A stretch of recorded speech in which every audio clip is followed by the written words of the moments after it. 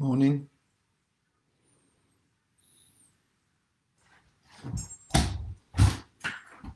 Morning.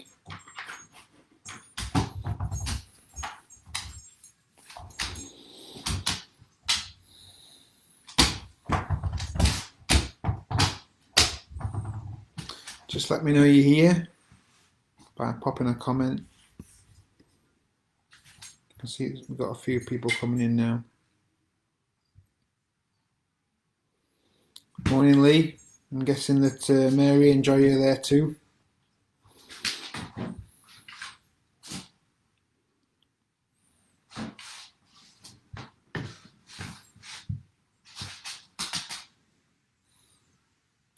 Hiya, Pete. Good to see you.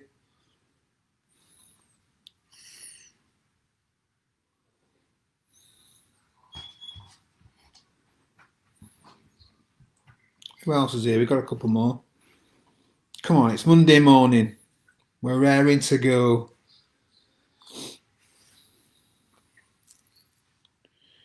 Hi, Leah.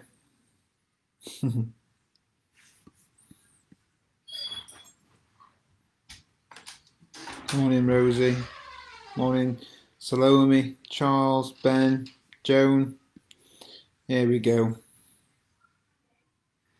That's more like it. A few more people there. Because it's Monday. We are raring to go, right? It's not, oh no, it's Monday. It's, oh yes, it's Monday. We're alive. We're raring. We're kicking. Alive and kicking. We're raring to go. We're going to go at it. Who else we got here? Pop us a message to let us know. Morning, Barbara.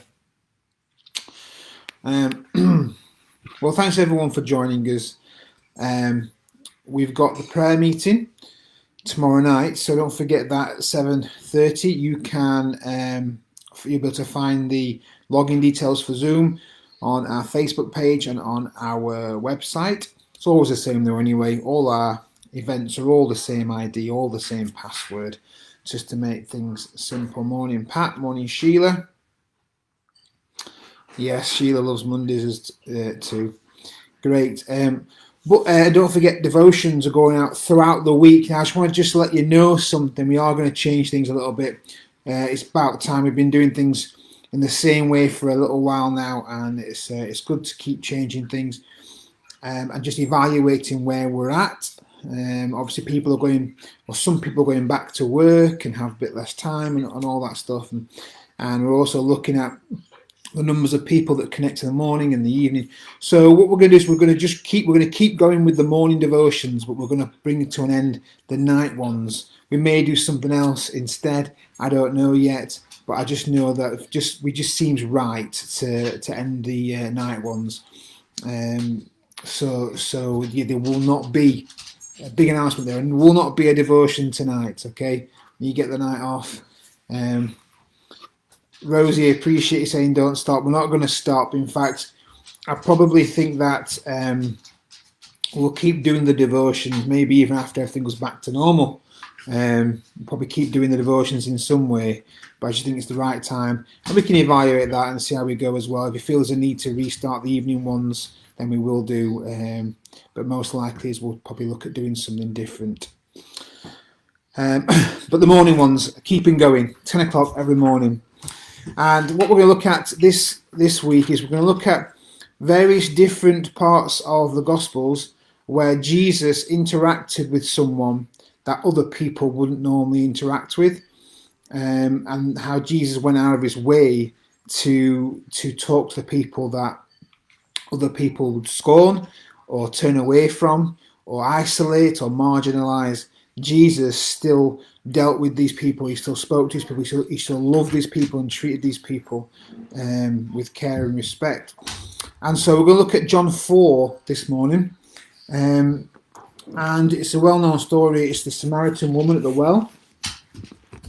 We'll go from verse 1 and we'll see what God speaks to us about as we go through this. It says this: the Pharisees heard that Jesus was gaining and baptizing more disciples than John, although in fact it was not Jesus who baptized, but his disciples.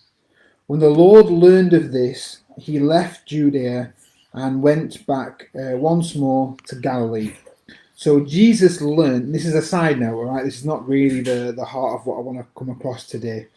But when Jesus learned that the Pharisees had figured out that he was becoming more and more successful even than John the Baptist, then he decided maybe now's the time to go.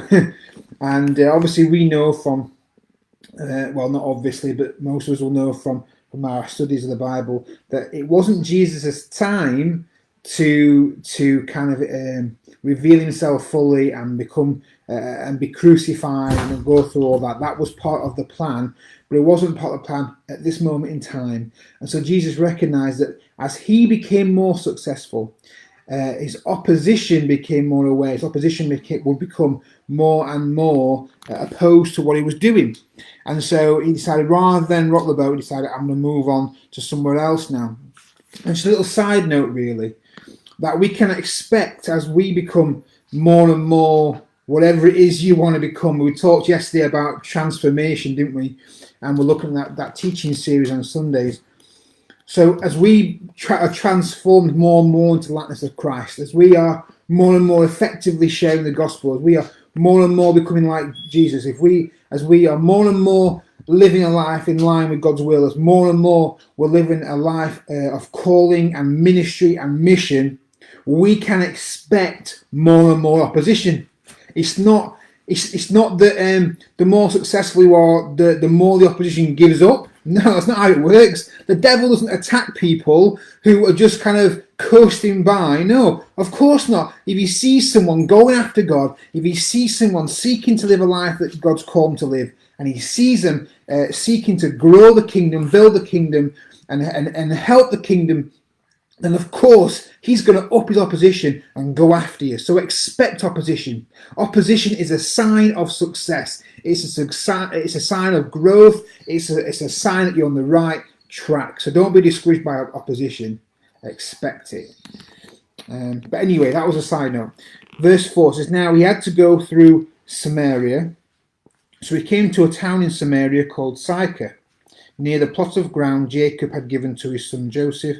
Jacob's well was there, and Jesus, tired as he was from the journey, sat down by the well. It was about the 6th hour. Okay, there's actually a lot in that we can unpack. So he now he had to go through Samaria.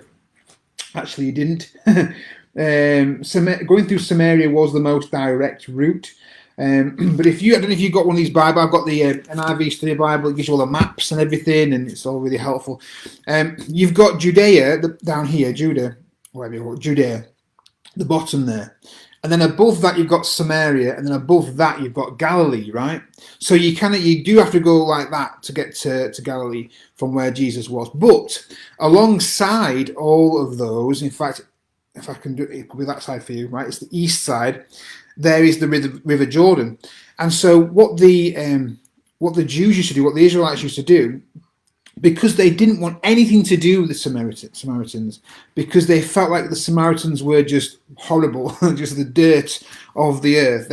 There was a real race difficulties between the two nations there. The Israelites would not go near the Samaritans. In fact, they felt that to do that, they would make themselves unclean.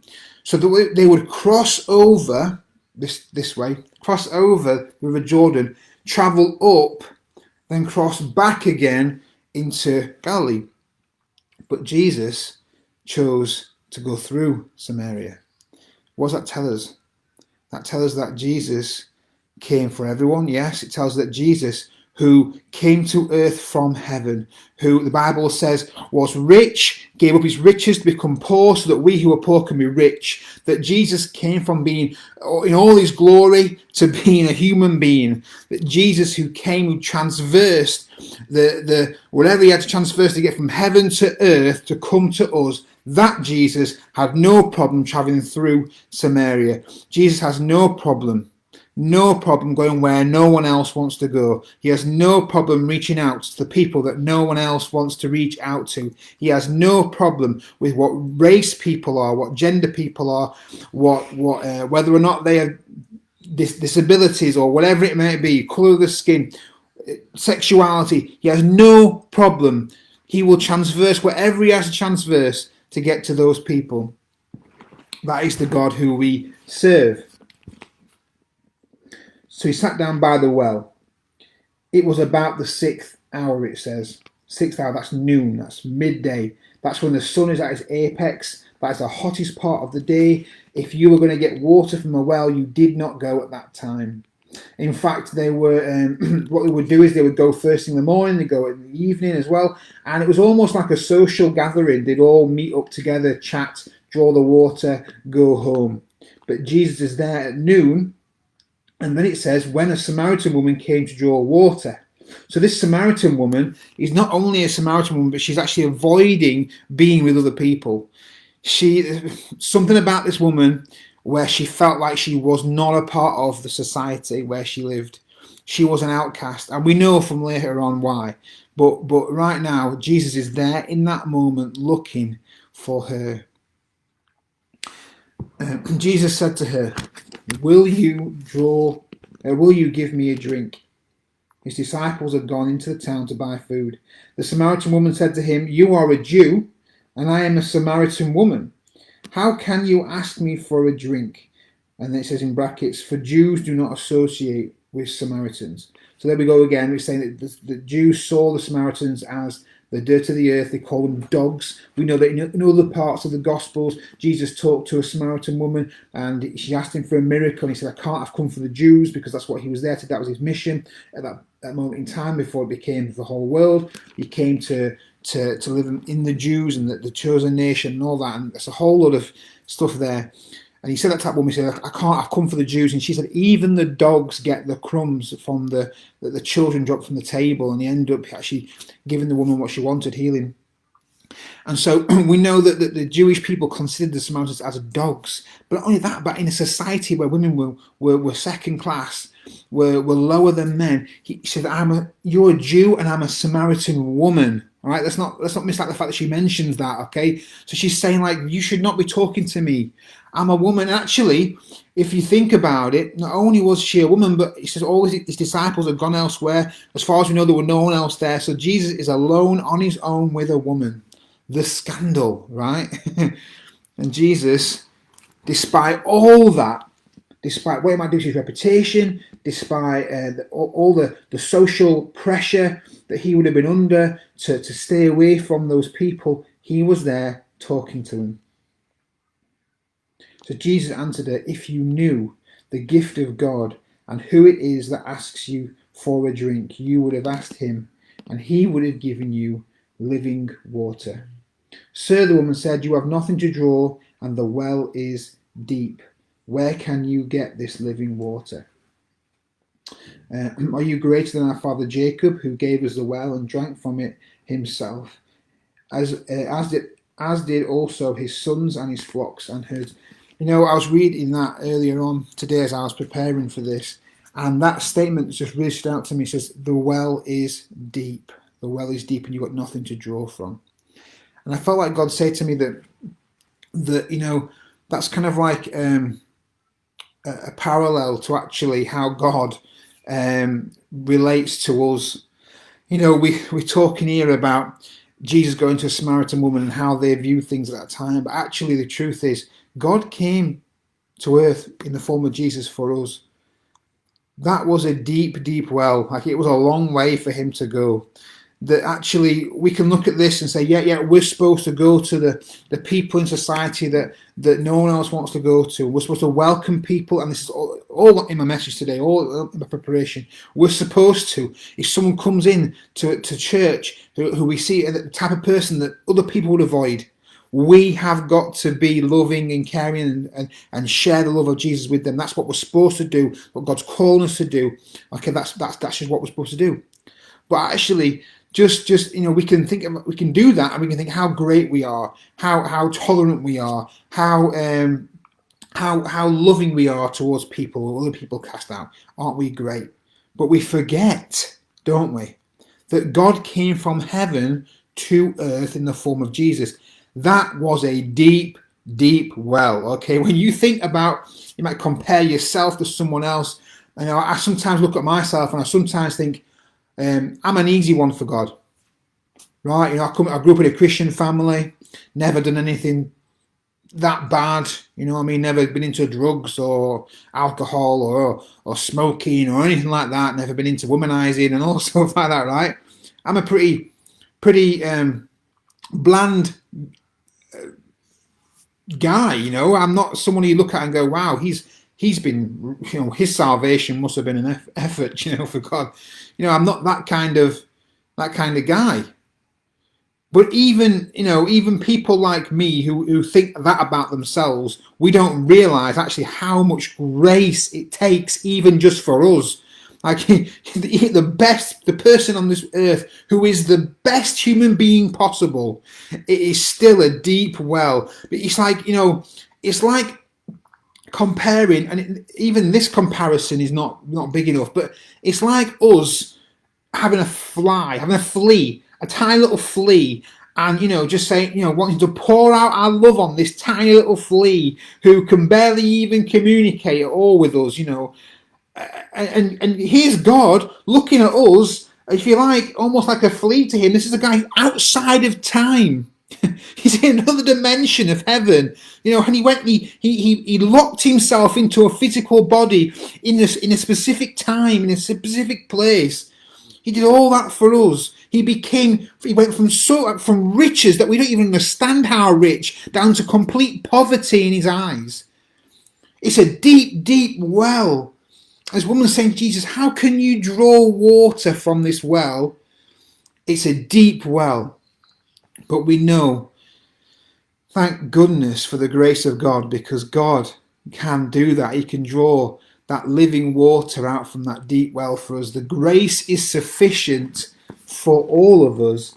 And when you think about it, actually, it's kind of arrogant to think there are different types of people in the world that, some need more love from us than others, some need more effort from us than others to love. Actually, man, when you compare the difference, it's like my teacher said to me, the difference between GCSE and A level is so much greater a difference than from A level to degree, that even though you think it would be greater distance between A level and degree, but actually in difficulty, in level of what you need to, level of understanding, like it's a bigger jump from GCSE to A level than it is for A level to degree. And that's like how we think of things. We think God's like, we're okay, right? But actually, in God's eyes, man, it's a big leap. But He willingly leaps it, calls us children of God. It's amazing the grace that He's given us. I've waffled on enough. So Jesus answered, everyone who drinks from this water, talking to himself now, talking about the well there, says, will be thirsty again, but whoever drinks from the water I give him will never thirst. Indeed, the water I give him will become in him a spring of water welling up into eternal life. The woman said to him, Sir, give me this water so I won't get thirsty and have to keep coming here to draw water. She wasn't getting it. He told her, Go and call your husband and come back. I have no husband, she replied. Jesus said to her, You are right when you say you have no husband. The fact is you have had 5 husbands, and the man you now have is not your husband. What you have said is quite true. So the woman said, I see that you are a prophet. Our fathers worshipped on this mountain, but you Jews claim that the place where we must worship is in Jerusalem. Jesus declared, Believe me, woman, a time is coming when you will worship the Father, neither on this mountain nor in Jerusalem. You Samaritans worship what you do not know, but we worship what we know, for salvation is from the Jews. Yet a time is coming and has now come when the true worshippers will worship the Father in spirit and in truth, for they are the kind of worshippers the Father seeks. God is spirit, and his worshippers must worship in spirit and his truth. The woman said, I know that Messiah called Christ is coming. When he comes, he will explain everything to us. And Jesus declared, I who speak to you am he. I'm running out of time. The disciples came back, and off she went, and she told the town where she was from. They said, come and listen to the guy who told me everything about myself. And they all come back out, and people turn to God through talking with Jesus. But yeah, there's one more thing I want to just pull out of that. She said to Jesus, we believe that God's called us to worship on this mountain, and you Jews believe God's called you to worship at the temple. This was a bit of a debate between the two people groups, the Samaritans and the Jews. A bit of a contentious issue. And Jesus completely sidestepped it and said, you don't understand. There'll come a time where people will just worship whatever. You know, that God's going to come and he's going to fill the whole earth. His spirit will be poured out on the whole earth. It's not about the temple. It's not about this mountain. He completely sidestepped the issue. And you know what? Some of the issues that we put in the way of different people, like we were talking about yesterday at church, to do with race and to do with gender and all that stuff. We put issues in the way and we miss the point. And here Jesus was saying, I'm not even going to talk about that. You've missed the point, love. He says, you don't understand. He says, people will worship God in spirit and in truth. They'll worship him all over the place. It's not even an issue. Don't make it an issue. Okay, I have talked far too long, so I'm going to let you get off. I hope that's something that spoke to you. More from that the rest of the week, more from different interactions Jesus had with people that other people would have sidestepped and left alone. Have a fantastic week. I will see you at the prayer meeting tomorrow night at 7:30. Enjoy the rest of your day. All right, bye.